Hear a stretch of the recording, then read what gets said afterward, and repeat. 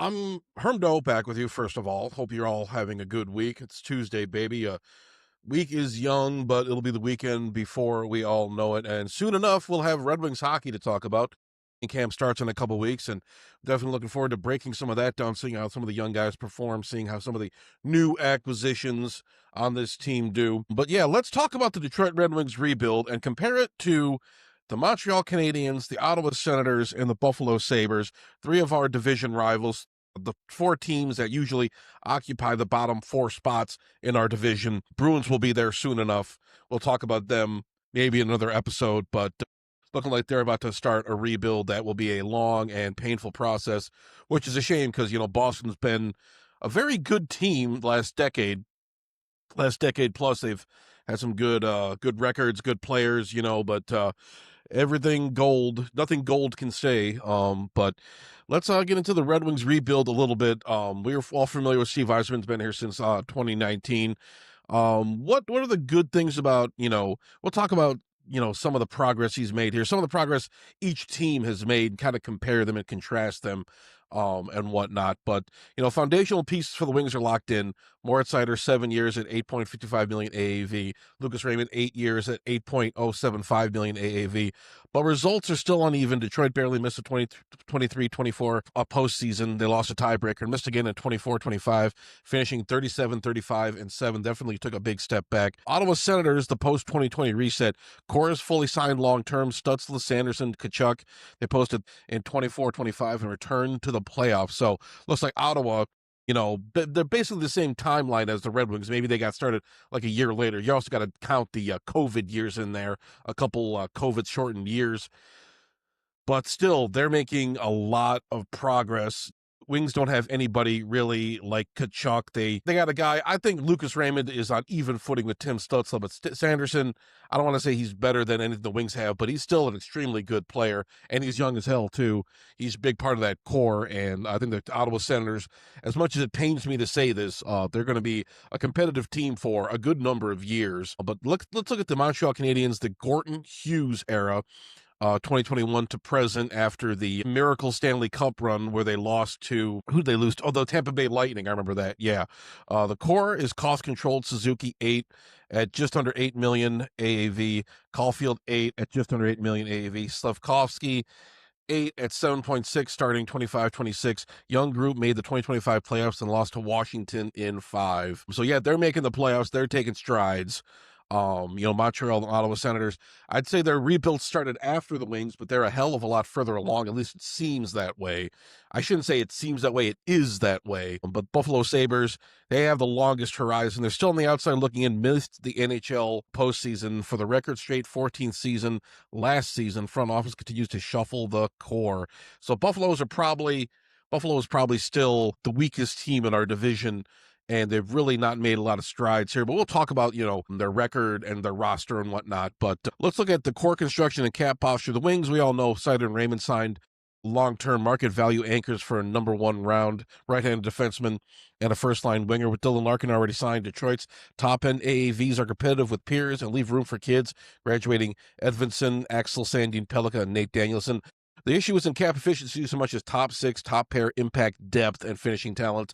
We talked about that before. The Wings don't really have the top tier guys. You're still pairing Sherratt with Moritz Seider on your top defensive line. You don't really have a top, a good top six forward to complement that top line. We're running out James Van Riemsdyk there. But yeah, other than that, other than a few, the Wings are taking strides here and there, but overall, I mean, you just want more. You just want more. And Yzerman has really not filled out that top six or top defense yet. With Ottawa, Stutzla, Sanderson, Kachuk on long terms at sub 8.4 million AAV is a strong cost certainty through their primes. It mirrors Detroit's approach, but Ottawa locked deals earlier in the arc.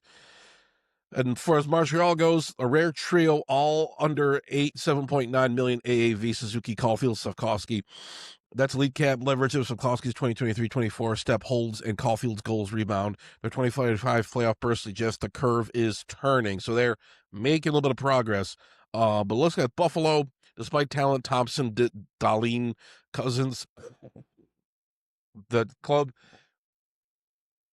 excuse me, The club hasn't converted to wins. They were eliminated again in April 2025. Ongoing churn, e.g., notable roster moves in the 25 offseason, underscores an unsettled core compared to the others. So you got to say, it's probably, if I had to rank these four teams, Ottawa's first, Montreal's second, Detroit is third, and Buffalo is fourth.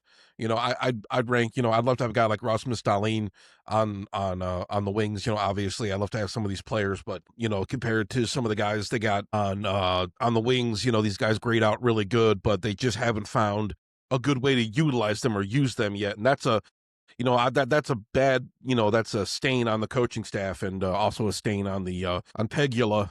Is Pegula still the GM there? I don't even know, but yeah, it's not looking good. Front office is kind of a mess. But let's look at the results here. Detroit 37, 35, and 7 last year. They missed for the ninth straight season. Ottawa 45, 30, and 7. They were fourth in the Atlantic, played in the postseason. Montreal 40, 31, and 11, clinched last wildcard spot, lost to Capitals in 5, as we discussed. Buffalo 35, 36, and 6 at elimination, 14th straight postseason miss. As we discussed, prospect young core pipelines now and the near-term impact. We know Detroit, Sider and Raymond, already prime time. Next wave is defense heavy with Edvinsson, Sandin, Pellikka. Puts Danielson up front. Pipeline quality is good. The gap is a surefire top line scorer entering prime. So, yeah, I'm excited to see the Wings' future when we call some of these kids up. Sorry, Mr. Holland, but the kids are the answer. Ottawa core is already NHL proven. Sanderson broke out 57 points in 80 games played last season, which raises the team's ceiling immediately. Depth beyond the core is still being backfilled. So, yeah, they're right up there. They're right up there. I'd say they're progressing very nicely. Montreal, one of the league's young prospect, younger everyday groups. Sikorsky's locked in long-term after a 50-point year, and they're layering the cost-controlled entry-level contracts. Buffalo is still talented but volatile. The inability to string wins despite the youth movement is the story of the rebuild so far. So they got the talent. They just don't know how to use it, as we discussed. Detroit securing, your top guys was the big, at the reasonable AAVs in a few years. We discussed this before, but, in a few years, you're going to see what guys like Sider and Raymond, like top defensive pairing guys, top 6 forwards, are going to be getting in the league. And these AAV deals are going to be probably 10 million plus, but you got these two guys in at good deals, which is a brilliant move by Yzerman. Really, the signings of your potential free agents really, that's a good mark on Yzerman. But what needs work is translating balanced depth into finishing and sustained 5-on-5 shot share dominance. 2 years straight near miss years show the margin. The Wings are a bubble team now, but 2 years of being on the bubble, we'll see what they do this year. They might get above 40 wins, despite some of the questions. I still think this is a solid to very solid team, but we need more even strength, consistency down the line, especially. We need to be able to finish, when the roster, when the schedule gets tougher. November is going to be kind of a breeze for these guys, but February, March, that's where I'm nervous about the Red Wings, because those last 2 years, that's when they fell apart, like late in the season, like that, after making great progress. It was the same kind of story. They went on a really nice stretch, and then they lost like 9 of 12 or what have you, and they fell out of playoff contention. They did occupy spots in the wild card at both previous seasons, but they just could not maintain it down the stretch. But Ottawa, the best things about Ottawa, the best factor for Ottawa, the early team-friendly extension of the franchise captain, power forward, winger, and top pair left-handed defenseman, tangible 20 forward. They made a big leap, and the Wings have not made that big leap yet. Not really. You could say 3-24 season, they kind of made a leap. They were much better than they were the season before, but it was just not enough. Just not enough. Just barely not enough. And that was the best season under Yzerman's management so far, but we need more. Obviously, we need more. But yeah, the needs work as far as Ottawa goes. What needs work for them? Consistency in defending leads, still proving they're more than a 1-year bump. That's what the Wings weren't able to prove. Last year they dropped off, got to spare, and Perron left. We lost a lot of guys. There's a big goalie shuffle, and we weren't really able to build on that momentum, the year-to-year momentum, if you believe such a thing exists. But the Wings had momentum and kind of lost it. We'll see what happens with Ottawa next year if they take a step back. I doubt they will, though. I think they're better constructed than the Wings currently, if only slightly. But as far as Montreal, the best aspect of their team, cap efficiency, top line locked in. Development trend lines were validated by making the 2025 playoffs.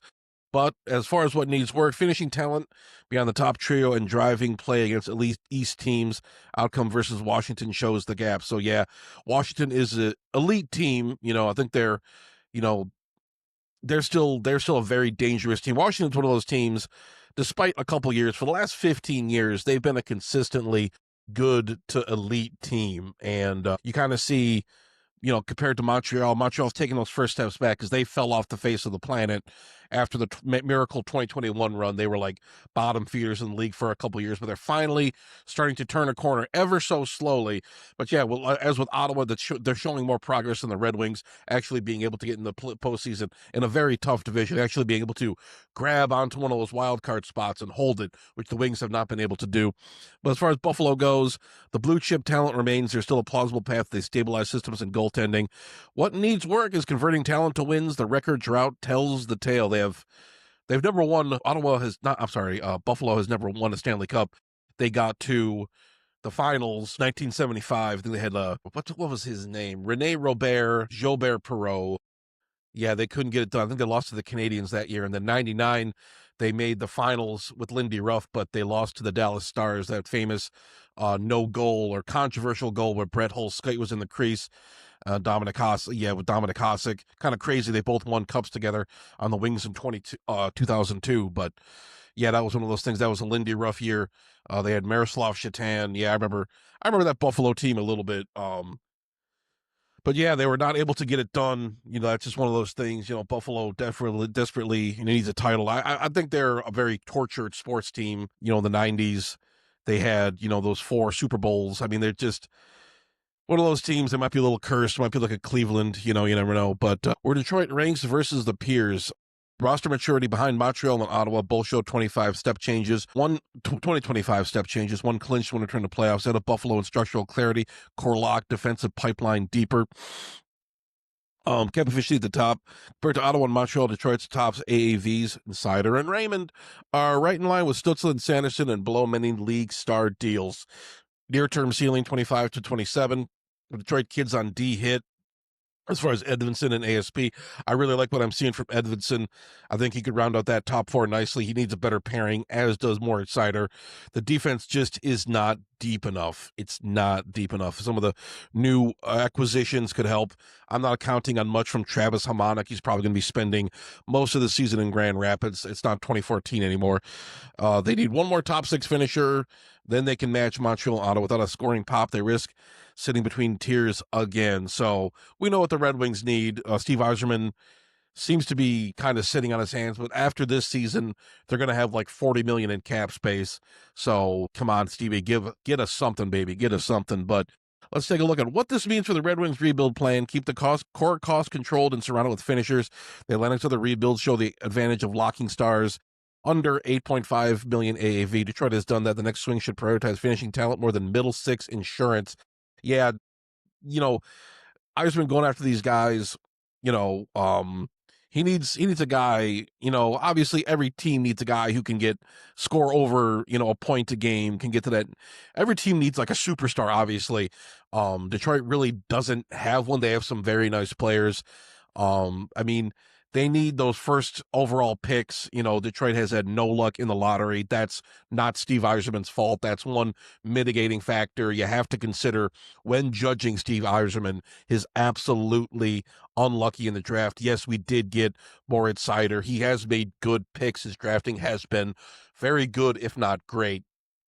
But you're going to need some top-line guys. I'm excited to see if James Van Riemsdyk has anything left in the tank, but, that's the glaring hole as far as Yzerman goes. He needs more top-level guys, but so does every team, so it's like, whatever. But they're graduating the D pipeline deliberately. Ottawa pop with Sanderson leveled up. Detroit's version is Edvinsson ASP complementing Seider. That's the clearest internal lever. So let's see what these guys can do. We need to get Axel Sandin Pellikka up here, fill out that defense, add some scoring pop, add some good metrics and whatnot. Hopefully he can bring a lot to the table. But they need to win the marginal games 2 season and narrow misses across 23 to 25. Show Detroit's rebuilds at the execution detail stage. Special teams / late game defending / 5-on-5 finishing, all aspects of the game they could improve on.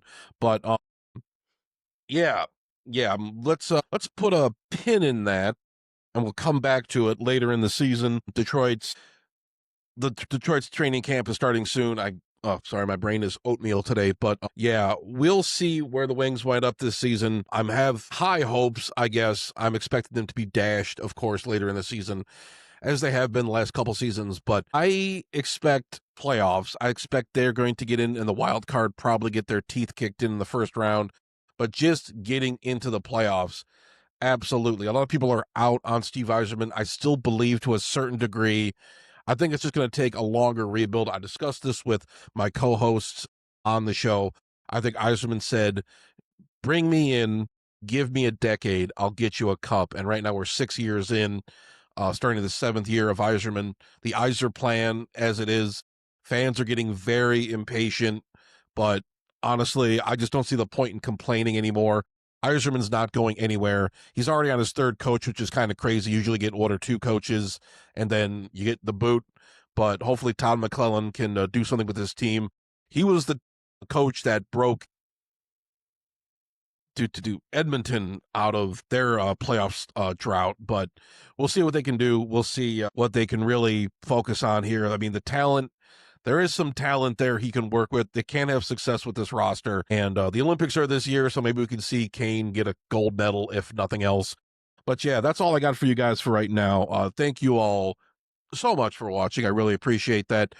Leave a comment down below. How do you think Yzerman's doing? Where would you grade this rebuild so far compared to the other teams? It seems other teams are definitely, trending in the right direction. The Red Wings are still kind of standing pat. I don't want to say they're not making progress, but the progress is very, very slow. And I don't know. I mean, Yzerman could go on a spending spree off season after next, and we'll see what they do. But I still have some hope. It's diminished a bit. I still like Steve Yzerman. I'm sorry, I watched him as a kid. He was a childhood hero of mine. I can't badmouth the guy too much. But yeah, his term as a GM has been a little underwhelming, to say the least. But yeah, thank you all so much for watching again. I really appreciate it. I hope you guys have a great week. More Red Wings updates are coming. The season will be here before you know it, and then we'll all be complaining about Todd McClellan and Dylan Larkin and all those guys. So looking forward to that. But thanks again. I'll talk to you guys later. Go Wings. I thought you said I was all right, Spider. So... No, you ain't all right, Spider. You got a lot of fucking problems. No, I thought you said you were all right.